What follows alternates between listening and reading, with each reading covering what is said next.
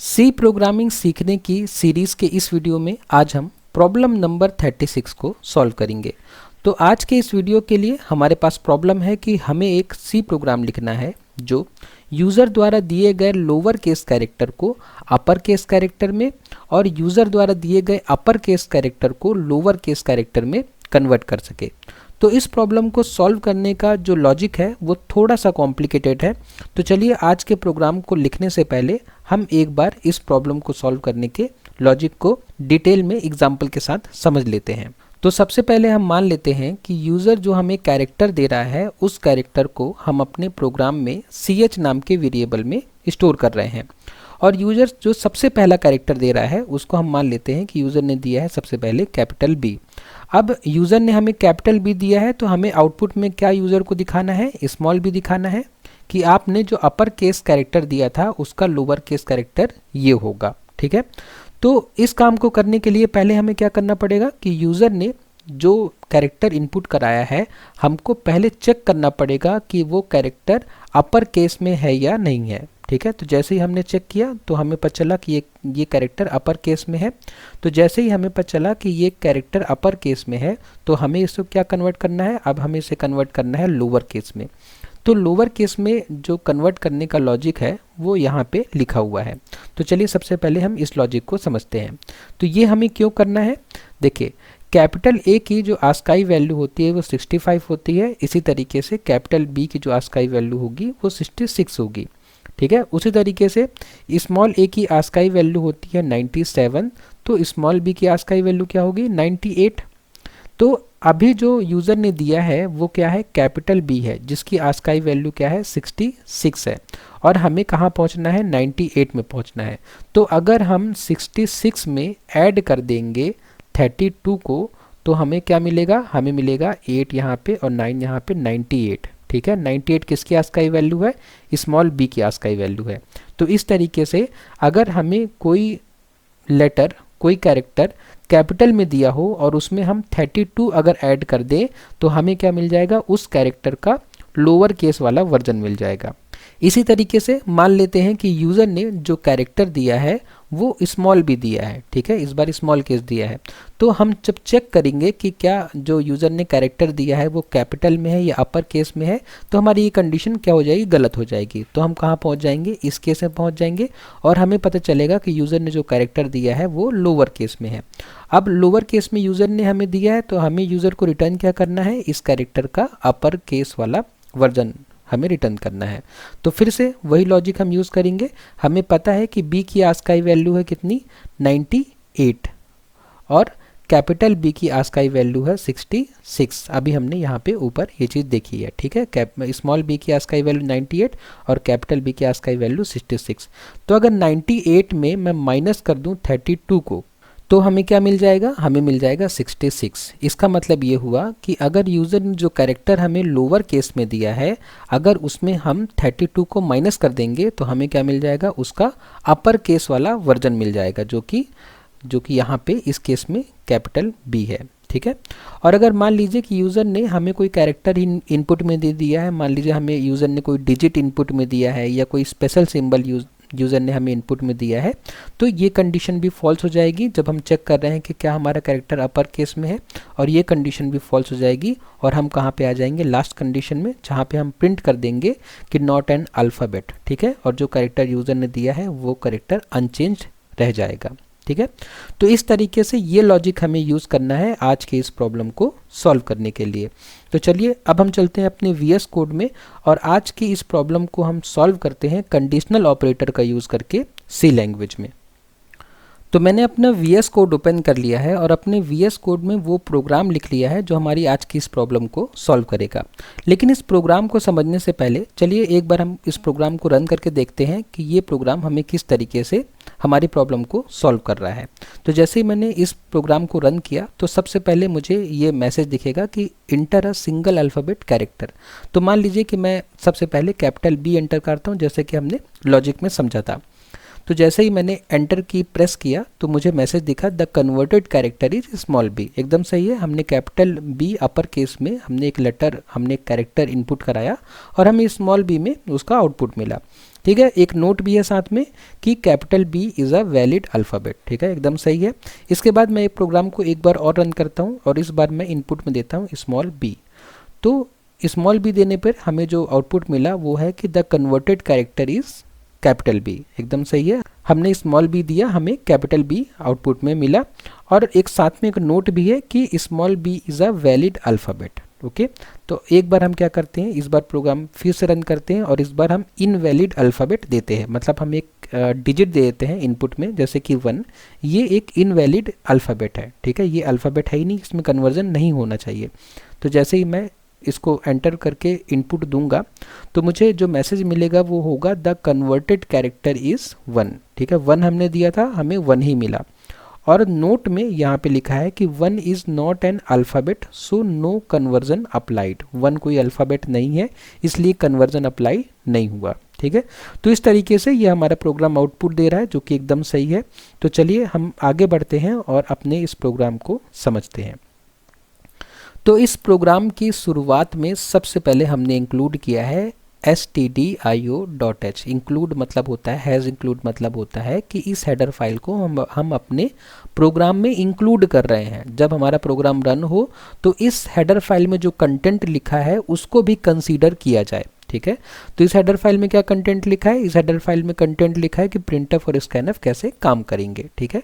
तभी हमने जब यहाँ पे प्रिंटफ और स्कैनफ फंक्शन लिखा है तो ये प्रिंटफ और स्कैनफ फंक्शन हमारा कंपाइलर पहचान पा रहा है कि ये क्या है और ये कैसे काम करते हैं, ठीक है।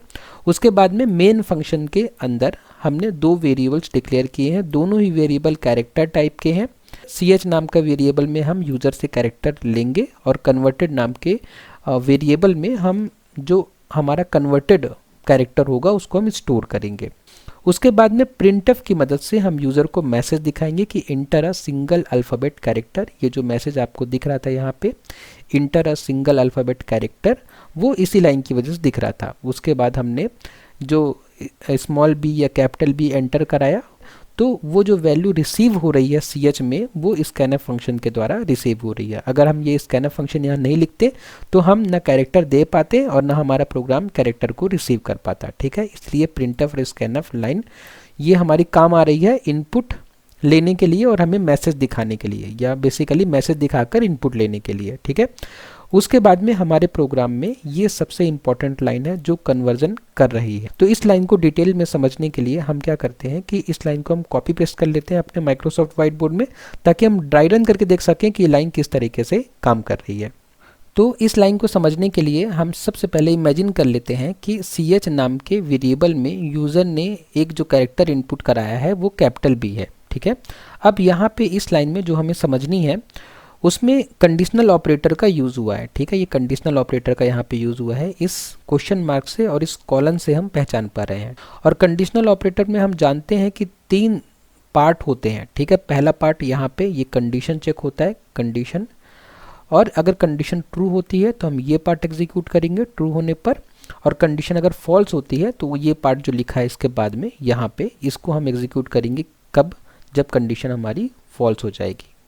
तो अगर मान लीजिए कैरेक्टर कैपिटल बी है तो हमने कंडीशन लिखी है कि क्या यूज़र ने जो कैरेक्टर इनपुट कराया है वो कैपिटल ए और कैपिटल जेड के बीच में है। तो हाँ, यूज़र ने जो कैरेक्टर इनपुट कराया है वो कैपिटल ए और कैपिटल जेड के बीच में है।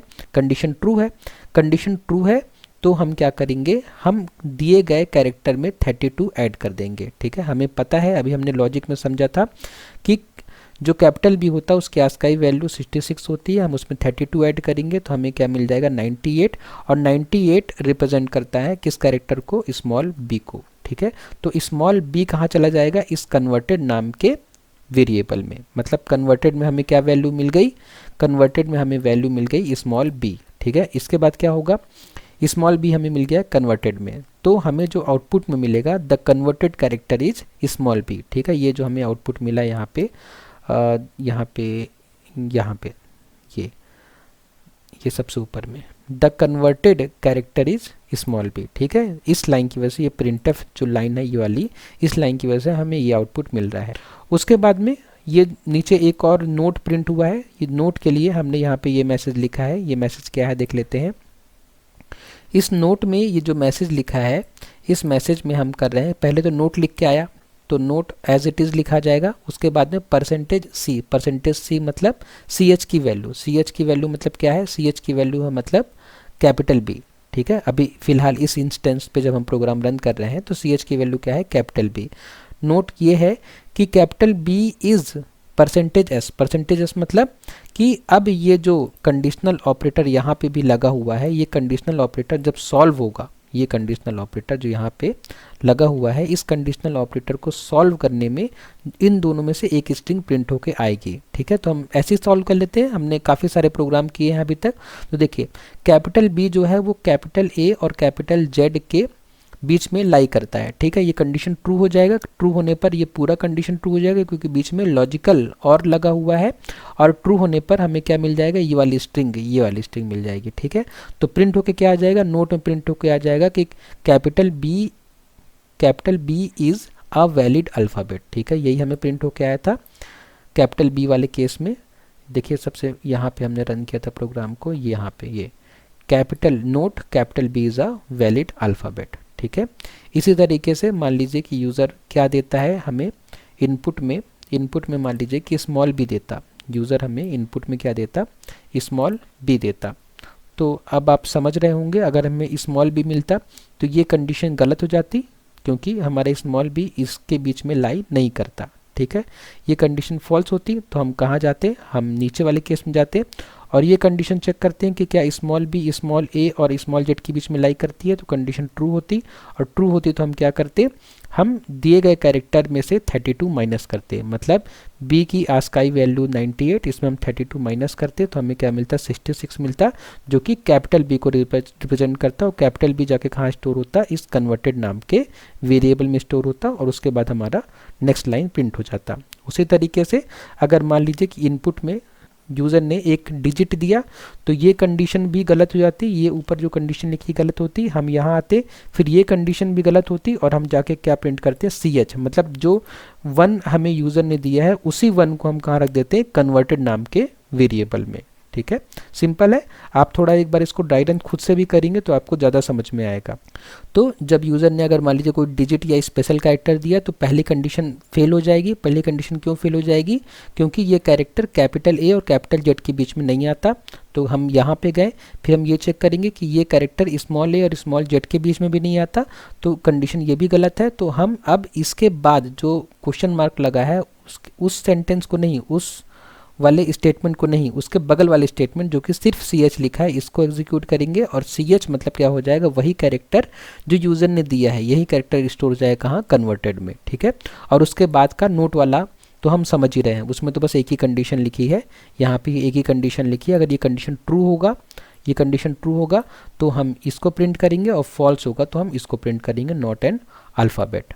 तो इस तरीके से ये प्रोग्राम रन करेगा। आप चाहें तो इस वीडियो से प्रोग्राम को समझ के इसको आप कॉपी पेस्ट मत करिए, इससे आप समझिए, समझने के बाद वीडियो बंद करिए, एक बार कोशिश करिए कि आप कॉपी में लिखिए, पहले प्रोग्राम को कॉपी में लिखिए, कॉपी में लिखकर आप इसको अपने कंप्यूटर में लिखिए, फिर रन करके देखिए कि क्या गलत हो रहा है और उस एरर को हटाइए। ठीक है, और उसको रिफाइन कीजिए, सही कीजिए, और उसके बाद जो आपकी प्रोग्रामिंग में आपकी समझ बढ़ेगी वो आपको आगे की प्रॉब्लम सॉल्व करने में हेल्प करेगी। ठीक है, तो इस तरीके से हम इस प्रॉब्लम को सॉल्व कर सकते हैं। इस वीडियो में अगर आपको कोई डाउट है तो प्लीज़ मुझे कमेंट बॉक्स में बताइए। नेक्स्ट वीडियो में जब हम मिलेंगे तो हम इस वीडियो सीरीज़ की नेक्स्ट प्रॉब्लम को सॉल्व करेंगे। वीडियो को लास्ट तक देखने के लिए धन्यवाद।